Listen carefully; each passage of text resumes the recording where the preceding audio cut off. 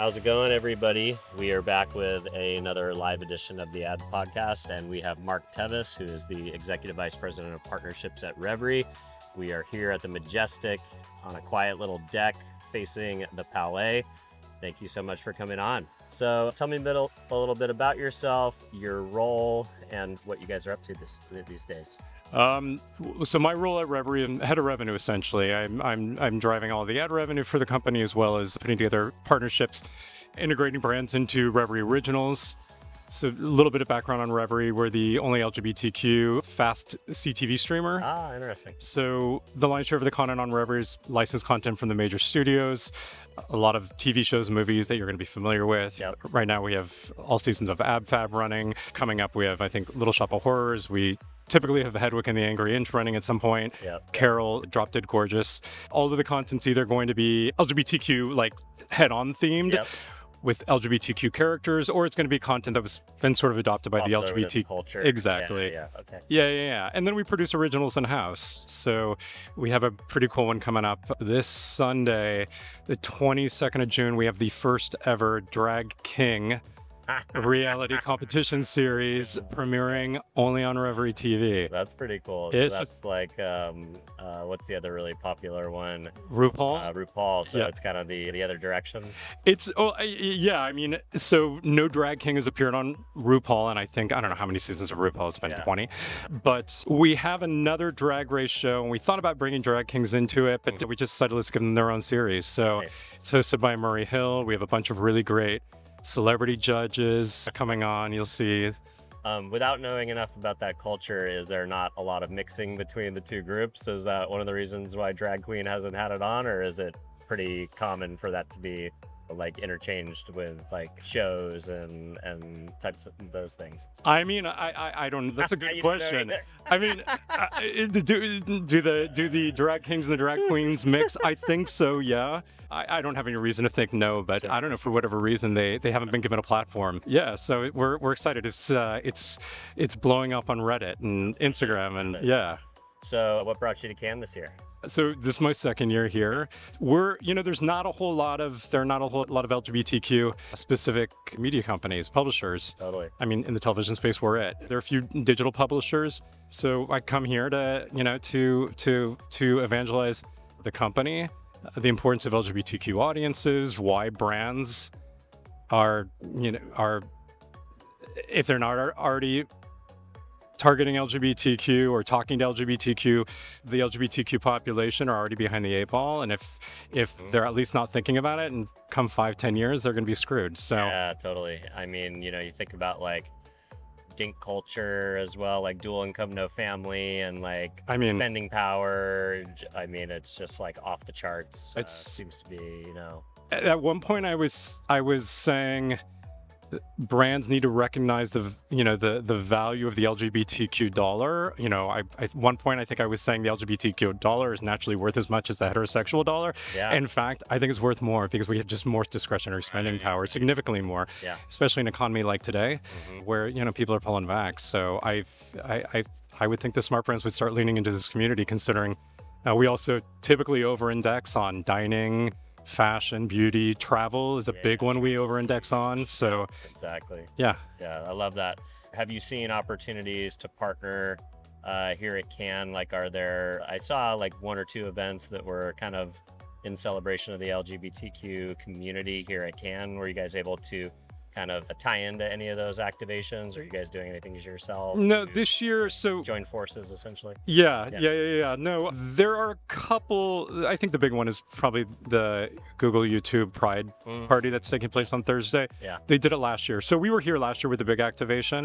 Nice. And we were slated to come back this year. We didn't, because we ended up activating at World Pride in DC. Okay. We thought it was going hard into the endemic versus, why not? Well, Yeah. hard into Where you're 2025 politically, with World Pride taking place in one city, and they chose DC.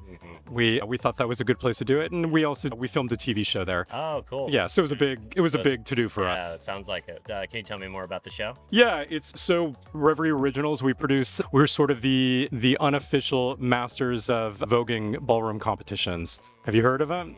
Do you know what that is? I think I've heard of it, but tell me more. That's all right. That's all right. So ballroom is we call it a sport. Yeah. So teams or houses of chosen families compete against each other. Without getting too much into it, well, you're familiar with Madonna and voguing, Yeah, right? of course, right. Okay, well, so there's a real art form to this, and people will compete against each other on stage in different categories. And categories will be, you'll see like a runway category, a voguing category, an acrobatics category. The best people in the world at this are unbelievable in their talent. Like the creativity that's involved in it is if you haven't seen it before, I encourage you to check it out. So we produce every year a couple voguing competitions that it's essentially shot like a Dancing with the Stars. We shoot it in front of a Studio audience, about 1,000. Yeah, judges, exactly. So DC was a backdrop. So Pride Ball is one of them that we do every year. We did it this year was the World Pride Ball. And we did that with McDonald's, actually. They sponsored it. Yep. And then last year we did a Halloween ball. We sort of shake it up every year to see, what brands are typically interested in at any given time. I love it. So, there's been a bit of controversy in headlines around, XYZ Target, divesting in, diversity, equity, and inclusion campaigns, or pulling out of Pride Week events that they typically would sponsor. I think even in their home state of Minneapolis, they pulled out of the local Pride celebration. How are you guys navigating brands trying to navigate their own political destinies and some of the things that have happened to them as far as executing against a certain campaign where they felt like maybe it, blew back on their brand? How are you navigating that, just the discussion that brands are having right now around whether they should invest in this audience or shouldn't? Yeah, well, so I learned today, and I don't hold me to this because I simply heard it at a panel today. Yeah. But it's my understanding that Target actually tried to sponsor Minneapolis Pride. They wouldn't take it. They didn't take their money. Yeah, that's right. I think that's what I heard. I heard it on NPR. Yeah, they wouldn't take their money, which I think is I think that's saying a lot. Thing to do, about, right? And that's because of their not actually leaning in and supporting their initiatives. They actually said that it wouldn't be authentic, right. That sponsorship. Yeah, listen, I mean, I think the two obvious moments were Bud Light and Target, right? And I think Bud Light and I think Target are actually two very different situations. And different demographics. How are we navigating it? Listen, all I can do is talk to brands about why it's so important that they speak to this audience. Yep. From my vantage, we're a for-profit company, right? I mean, I don't expect any brand to... You're not an activist organization. You're creating entertaining content that's super relevant. Correct. And there's absolutely no reason for a brand to invest advertising dollars in Revry if we can't produce a return on that investment. Yep. I understand that. I wouldn't expect them otherwise to, Sure. right? They're for-profit businesses. At the end of the day, their goal and only goal is to drive more revenue for their shareholders. And if they're not doing that, then they're negligent in their share, exactly. Yeah. So from my vantage point, and I really should be from theirs as well. Listen, you don't have to do a whole lot of digging to recognize just how valuable this audience is. You can chat GPT it. How important is the LGBTQ population in this world? Yeah. We're the fastest growing minority group. I'm going to speak specifically to the US. I mean, we can talk globally as well, but yeah, US is probably important since that's the lion's share of media dollars that are deployed. Exactly. Yeah. So it's the fastest growing minority group. It's the third highest spending power, $1.5 trillion last year. And that's probably underrepresented, or that's probably undercounted, but that sits $200 million behind the Hispanic population. The Hispanic population is double in size to the LGBTQ adult population. So at this point, the U.S. adult population identifying as LGBTQ is 10%. What should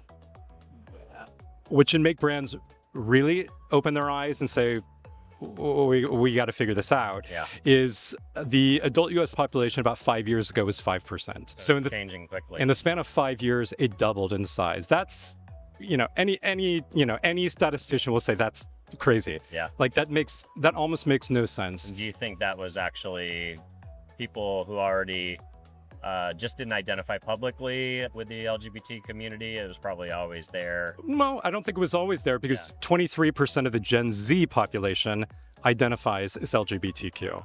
Not that generation, I think it sits between like 18 and 34 or something like that.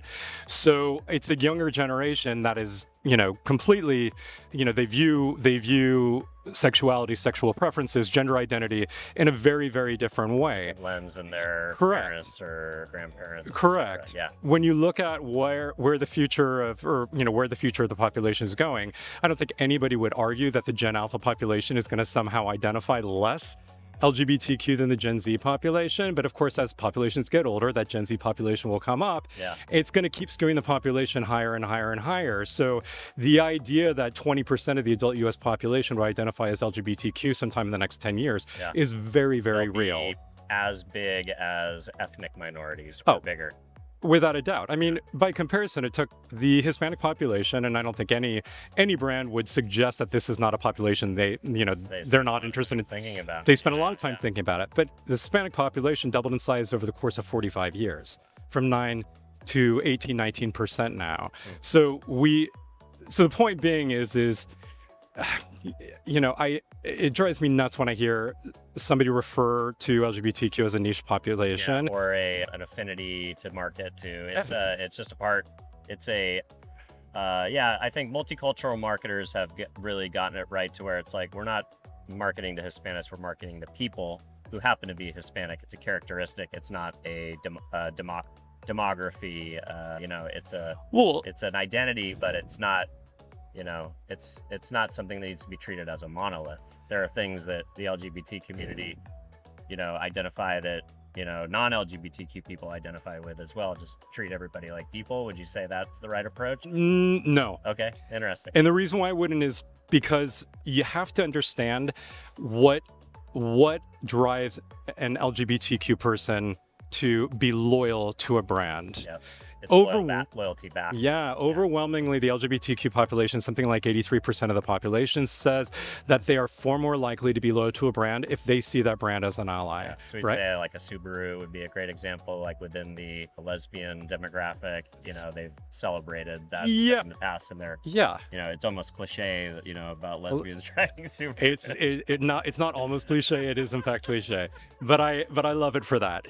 My point being is a lot of times when I speak to heterosexual media buyers, and quite frankly, most of the people I speak to are heterosexual, trying to explain to them that you somehow, all you have to do is somehow get a perceived allyship. Yep. Because the second I have that perceived allyship, you can damn well bet I'm going to buy your branded toilet paper over the guy next to you. Of course. 100%, like no doubt about it. And there are plenty of stats that say, or that show, studies that show, the LGBTQ population will say, I'll spend more for a brand that I perceive to be an ally. And really what it comes down to, in my estimation, it's less about support. It's more an understanding that you see me as an equal and that you respect my dollar. Shared values. That you value me enough to... Your purchase isn't just a throwaway. Correct. Yeah. Correct. That's super, super important to the LGBTQ population. It's going to be less about value. It's going to be less about price. I'm not suggesting that those things don't come into factor as well. Of course they do. Yeah. But all too often, the media buyers that I speak with say, oh, well, we hit LGBTQ population, we run our ads on Hulu or Netflix. And I'm like, yeah, but unless you're telling me you're running an ad, with your storytelling. Yeah, or with who that brand deems somebody who looks gay or lesbian enough, which that in of itself can be a little dicey. It's left to interpretation, right? Correct. Sometimes the advertisements are, it's not an overt statement. It's more of like a stereotype or something. Yeah. So somehow you got to figure out how to do that. And so going back to your original question, how are we dealing with it? We know on Revry, 70% of our viewers say just by being in the environment shows allyship. right? So just by being around LGBTQ programming, and I liken it to you as Context. yeah, you a straight guy, you walk into a gay bar with me, you don't have to wave your hand and tell everybody I'm an ally to the community. Yeah. It's a given. There. Yeah. You're there. Yeah. You want to be in that environment. You see it as an environment that's conducive for you. Yeah, totally. Yeah. I love it. Well, hey, I think that's a good place to stop. Love the work that you're doing. Thank you for the education. It's always great to understand from an advertiser's perspective, especially when we're talking about these important demographics of these important moments in culture.